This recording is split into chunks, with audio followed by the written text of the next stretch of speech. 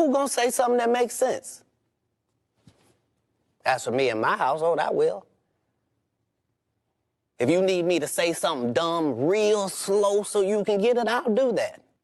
Watch how it goes. Turns out, COVID-19 has unique properties that make this type of transmission a lot more likely.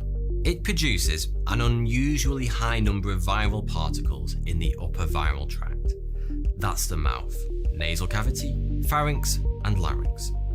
And these can very easily shed outside of the body simply by talking. Gravity is real. Huh, wasn't that simple? You notice how people didn't start hollering, well, bananas matter too.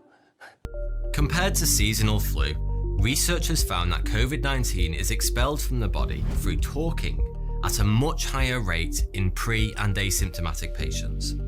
And every time you talk, even quietly, you're spraying thousands of tiny droplets into the environment around you. After all, the act of talking is essentially just expelling air through a very damp chamber full of saliva, mucus, and tiny bits of your breakfast. And if you talk loudly or shout, you can propel these droplets just as far as a cough or sneeze, potentially infecting many others around you in a public space. Gravity is real. Huh. But don't think you can just avoid talking to people, because as Michael Mina explains, there are a couple of other ways that asymptomatic people can spread COVID-19.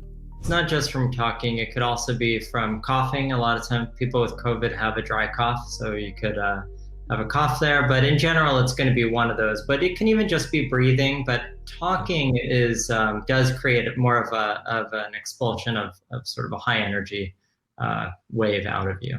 So, it's fairly self-evident that wearing a good face mask can reduce the expulsion of these tiny aerosolized virions and larger droplets. And indeed, using nifty camera tricks, a few studies have been able to demonstrate just how great face masks are at almost entirely eliminating droplet expulsion and the formation of aerosols, as shown here by this brilliant footage captured by the University of New South Wales in Sydney.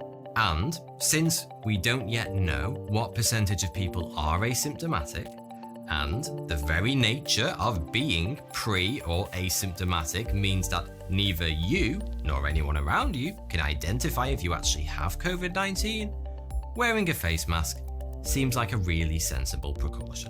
Let's stick on facts. By simply wearing a mask in public, you vastly reduce the likelihood that you'll infect those around you if you happen to have COVID but not realize it.